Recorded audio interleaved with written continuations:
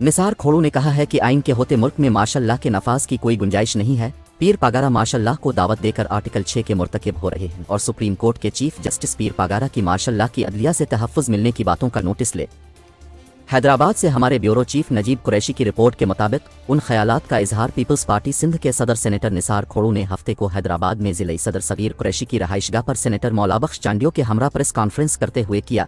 Chief justice से कि उनकी ये एक्चुअली ये कोर्ट की बेइज्जती कर रहे हैं, ये एक्चुअली कोर्ट की हद तक कर रहे हैं कि कोर्ट पर इल्जाम लगा के बैठ गए कि जी वो उसको कंडोन करेंगे। इसका नोटिस लेना चाहिए।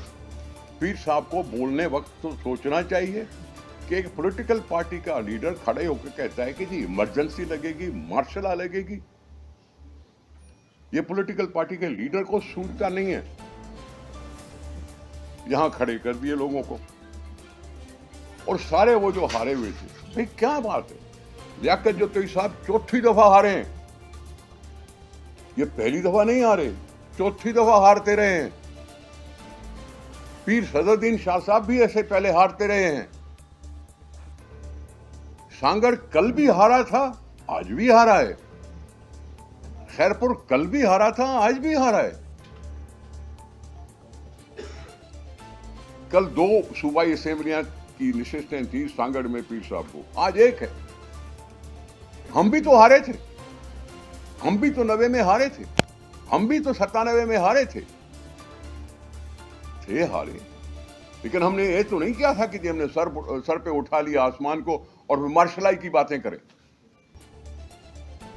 ये हद से ज्यादा गई गुजरी बात है जो उन्होंने कल कह दी है, पीर साहब ने कही है। इसलिए मैं उसका जवाब देना चाहता हूं कि पीर साहब होश करो। ये वो जमाना नहीं है कि 1970 का माहौल बनाओ, 1977 का माहौल बना के आप हंगामे करो, ये करो, वो करो और किसी को दावतें बैठ के दो, जो कल उन्होंने दावत एक लिहाज से दे ही दी। ये सियासत इतनी मजाक नहीं है। हम बड़े मुश्किल से इस मरहले पर पहुंचे हैं कि जी इलेक्शन हो गई। 3 महीने की जगह पे 8 महीने के बाद इलेक्शन हुई है। उन्होंने कहा कि मुल्क में मार्शल लॉ की बातें आइन के खिलाफ हैं, मगर GDA, JUI और PTI मुल्क में बहरानी सूरत हाल पैदा करके मार्शल लॉ को दावत दे रही हैं। ताहम 18वीं तरमीम के जरिए मार्शल लॉ का रास्ता रोक दिया गया है। उन्होंने कहा कि पीर पागारा की जानिब से मुल्क में मार्शल लॉ को अदलिया से तहफ़्फ़ुज़ मिलने की बातें अदालत की तौहीन है। उन्होंने कहा कि पीर पागारा होश के नाखून ले, क्योंकि मुल्क दोबारा इलेक्शन का मुतहम्मिल नहीं हो सकता। निसार खोड़ू ने कहा कि जैसे इमरान खान ने कहा था कि हम नहीं तो मुल्क पर एटम बम गिरा दो, इसी तरह अब GDA और JUI को जमहूरियत अच्छी नहीं लगती और वो 58(2)B चाहते हैं, मगर आइन से 58(2)B की शिक को ख़त्म किया गया है, जिस वजह से 18वीं तरमीम इन गैर जमहूरी सोच की हामिल जमातों के आंख में कांटा बनकर चुभ रही है। उन्होंने कहा कि पाकिस्तान किसी गैर जमहूरी निज़ाम का मुतहम्मिल नहीं हो सकता, इसलिए पीपल्स पार्टी ने मुल्क की सलामती और असम्बलियों को वजूद में लाने के लिए किरदार अदा किया और निज़ाम को चलाने के लिए किसी किस्म की ब्लैक मेलिंग नहीं की और हुकूमत का हिस्सा न बनते हुए भी वज़ीर आज़म के उम्मीदवार को वोट देने का फैसला किया ताकि कोई हुकूमत वजूद में आए और दोबारा इंतखाबात न हों। उन्होंने कहा कि माजी में इंडिया में भी ये मिसाल है, जब कांग्रेस की अक्सरियत नहीं आई तो कम्युनिस्ट पार्टी ने कांग्रेस को वोट करके वहाँ हुकूमत बनवाई थी। उन्होंने कहा कि जितने आज़ाद अरकान मुंतखब होकर आए हैं वो भी हुकूमत बनाने की अक्सरियती पोजीशन में नहीं है, जो कि PTI की भी नाकामी है। उन्होंने कहा कि पीर पागारा बताएं क्या उनको कहां से हिस्सा मिला जो वो इंतखाबी मुहिम के बजाय घर बैठ गए। पीर पागारा ने तो इंतखाबात में अपने उम्मीदवारों को बेयारो मददगार छोड़ दिया और कोई इंतखाबी मुहिम नहीं चलाई और अब किसी के बैकवाय में आकर धरने दे रहे हैं। उन्होंने कहा कि धरने देने वाली ये जमातें अपनी रोजी रोटी की हासिलात के लिए एहतजाज कर रही हैं, ताहम जमहूरी क़ुव्वतें किसी की ब्लैक मेलिंग में नहीं आएंगी और गैर जमहूरी साजिशों का मुकाबला किया जाएगा। उन्होंने कहा कि नई हुकूमत 5 साल ही चलेगी, हम वफाक में हुकूमती बेंचेस पर नहीं बैठेंगे, मगर आईनी ओहदों पर अपने उम्मीदवार खड़े करना हमारा जमहूरी हक है। उन्होंने कहा कि सिंध की आवाम ने पीपल्स पार्टी को मैंडेट दिया है, तो इसमें सिंध के लोगों ने कौन सा गुनाह किया जो धरने सिंध में लगाए जा रहे हैं। GDA और JUI तो पहले भी कभी सिंध में कब जीती है, जो अब धांधली के इल्जामात लगाकर धरने दिए जा रहे हैं। उन्होंने कहा कि JUI को KP में शिकस्त हुई है तो एहतजाज भी KP में किया जाए। निसार खोड़ू ने कहा कि सिंध में धरने लगाकर हैजान की सूरत हाल पैदा की जा रही है, जो अमल ज़ियाउल हक की रवायत को धुराने के मुतरादिफ है। एक सवाल के जवाब में उन्होंने कहा कि पीपल्स पार्टी क़यादत सिंध के वज़ीर आला का नाम मशावरत के बाद सिंध असेंबली के इजलास से कब्ल ऐलान कर देगी। एक सवाल के जवाब में उन्होंने कहा कि 18वीं तरमीम को इसी सूरत में रखना चाहते हैं जिसमें छेड़छाड़ की कोई गुंजाइश नहीं है और आइन में तरमीम 2/3 अक्सरियत से मुमकिन होती जो अक्सरियत किसी के पास नहीं है। उन्होंने कहा कि बल्दियाती निज़ाम के हवाले से तरमीम के मुतालिक MQM पाकिस्तान ने पीपल्स पार्टी से कोई राब्ता नहीं किया है, न ही पीपल्स पार्टी का उनसे कोई राब्ता हुआ है। पीपल्स पार्टी ने इलेक्शन को सीरियसली लिया। चेयरमैन बिलावल भुट्टो जरदारी साहब लगभग हर जिले में जलसे किए, न सिर्फ इलेक्शन में जलसे किए लेकिन उससे पहले भी जो सिंध में तबाहियां हुई हैं उसमें अगर कोई दिखाई दे रहा था तो वो बिलावल भुट्टो जरदारी साहब ही दिखाई रही थे। जब हम सैलाबी कैफियत में थे उनकी पार्टी दिखाई दे रही थी जो लोगों के साथ खड़ी थी। वसाइल नहीं थे फिर भी खड़े तो थे, उनकी हमदर्दी में खड़े थे। लेकिन तब तो ये लोग दिखाई देते नहीं हैं, तब तो ये लोग दिखाई देते नहीं हैं। इलेक्शन में अजीब बात है कि क्या लोगों को सामने क्या पेश कर रहे हैं। मैं पहले भी कहता था कि फंक्शनल के साथ MQM बैठी और जनाब JUI बैठी और मैं उनसे पूछता रहा कि आप किस बात पे इत्तेहाद किए हुए हो। MQM का तो नारा यह था कि देहाती शहरों पे कब्जा कर रहे हैं, ये नामंजूर है। MQM तो कहती थी सिंध को 2 सूबे करने चाहिए। तो ये जो भी जमातें थीं उन्होंने कभी डिक्लेयर नहीं किया कि किस नुक्ते पर आपस में इकट्ठे बैठे।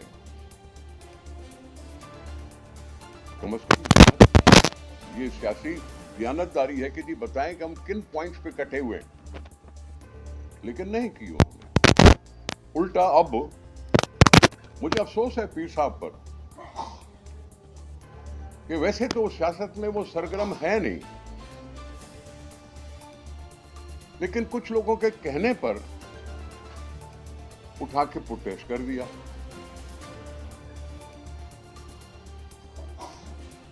क्या बात की उन्होंने। मुझे पहले पता था कि सिंध बेचा गया है, इसलिए तो मैं ये क्या पूछ सकता हूं कि क्या उस बेचने में आपको भी कोई हिस्सा मिला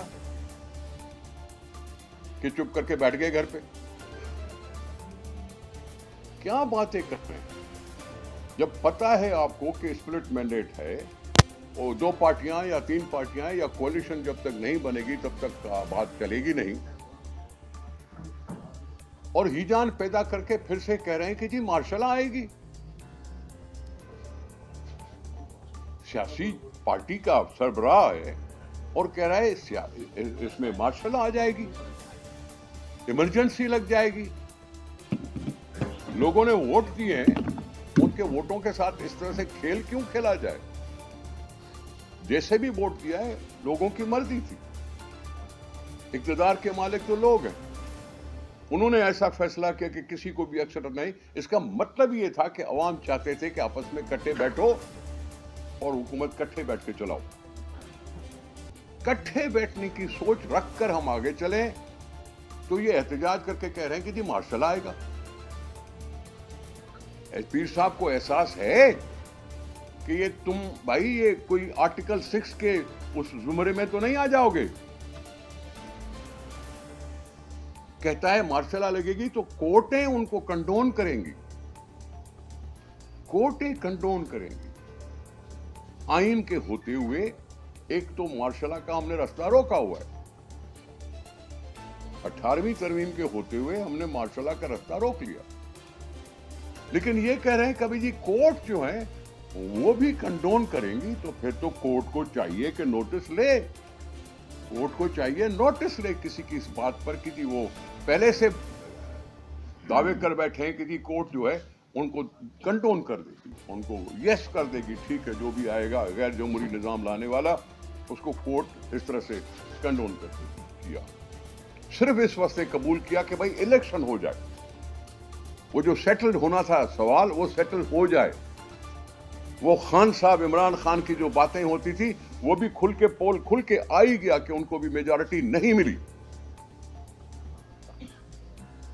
उनको क्या पड़ी थी, अगर बैट नहीं मिल रहा था तो बॉल ले लेते, कोई और निशान ले लेते। निशान तो निशान है ना, उसको हमसे भी तलवार छीनी गई थी, हमने तीर ले लिया, लेकिन पार्टी सिस्टम को चलाया। पार्टी सिस्टम को चलाना ही पार्लियामेंट का असली रूह है, और इमरान ने इस तरह से अलाउ करके एक तरी पार्लियामानी सिस्टम को फिर से धज्जियां उखाड़ने की कोशिश की है।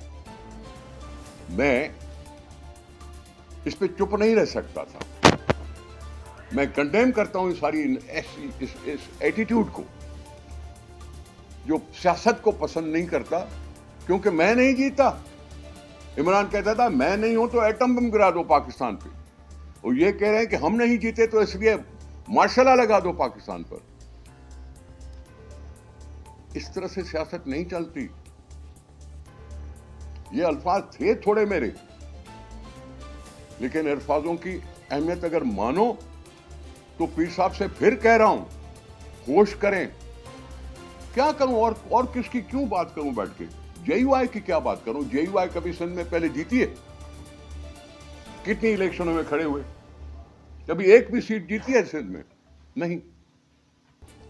भाई जीते तो हारे तो तुम केपी में हो, हारे तुम केपी में हो। किसी और ने तुमसे मैंडेट अगर चुराया है या नहीं चुराया, एहतजाज करो तो केपी जाओ ना। हारे तुम केपी में, जहां कुछ न कुछ सीटें फिर भी मिल गई हैं। आप तो वहां कहते थे हम हैं, हमारे खिलाफ कोई नहीं है, लेकिन किधर है जेयूआई? यहां न जेयूआई पहले कभी होती थी न अब है। समझा कि अगर हमें अक्सरियत नहीं मिली तो हम आपस में मिलकर असेंबलियों को फंक्शनल करें।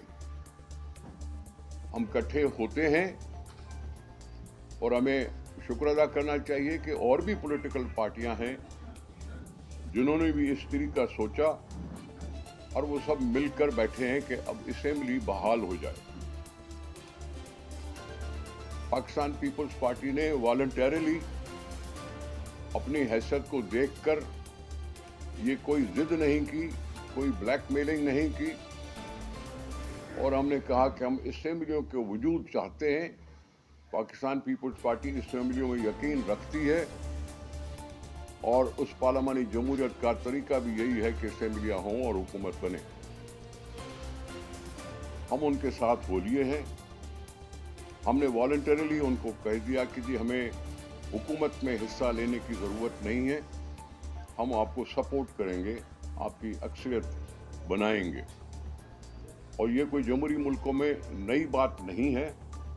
मुझे याद पड़ता है कि किसी ज़माने में कांग्रेस जीती थी इंडिया में, लेकिन उसको मतलूबा अक्सरियत नहीं थी, तो कम्युनिस्ट पार्टी ने उसको साथ दिया था, और कम्युनिस्ट पार्टी ने भी उनसे कुछ मांगा नहीं था, कोई वजारत नहीं मांगी थी।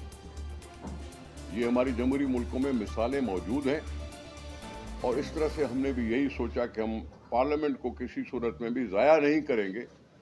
आवाम को जो मौका मिला, उन्होंने जो भी फैसला किया सरांखों पर, लेकिन हम सियासतदानों की संजीदगी को टेस्ट करने के लिए आवाम ने यह फैसला दिया है, और हमने अपनी पूरी संजीदगी दिखाते हुए असेंबली को मारज़ वजूद में लाने के लिए हमने उनके साथ बैठने का फैसला किया है, और बगैर किसी काबीना में हिस्सा बनने के।